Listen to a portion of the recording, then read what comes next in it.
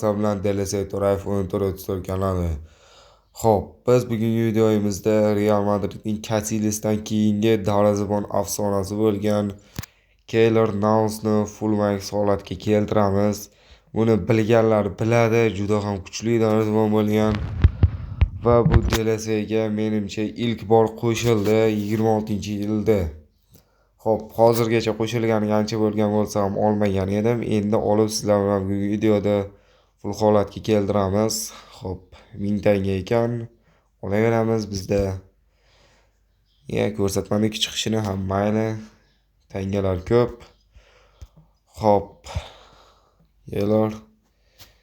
Endi reaksiyaga ko'proq tushib, ikkalasidan ham 80 plus ko'rsatkich yuz bersa zo'r bo'lar edi. Xo'p. Ko'ramiz hozir qanday kuchayishini.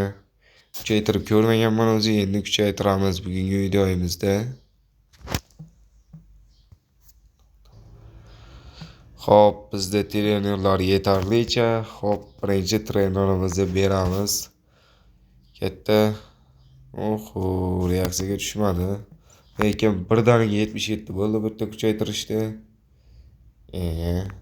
Bu tepasi reaksiya, tez reaksiya berishi zarbalarga, pasti esa havodan kelgan to'plarga reaksiyasi, ya'ni ikkinchi qavatda uzatilgan to'plarni ilib olishi.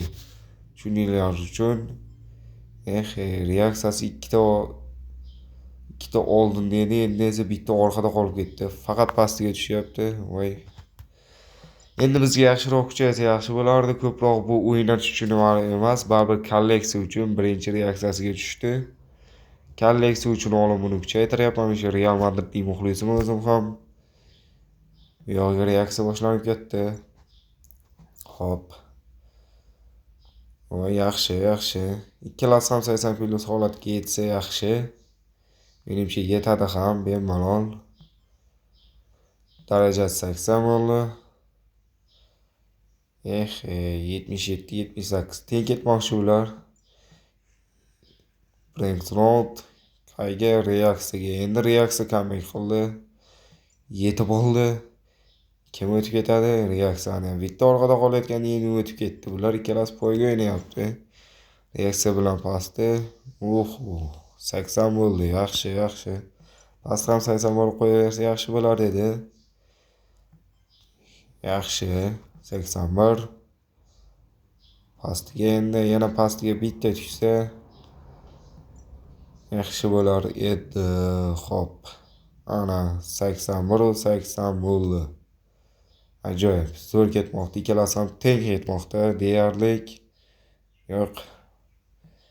Ikkalasi ham hozir 8 tadan tushdi menimcha adashmasam. 8 tadan tushdi. 9-inchisi. 81. Xo'p. Bittalik kuchaytirib beramiz ekan, o'yinda olmasini bermaymiz va ikkitalik bosaveramiz va oxirgi kuchaytirishimiz Keylor Navasni menimcha full bo'ladi. Yo'q. Bo'lmadi. Ozgina yetmay qoldi. Endi o'yin olmasini bosaveramiz.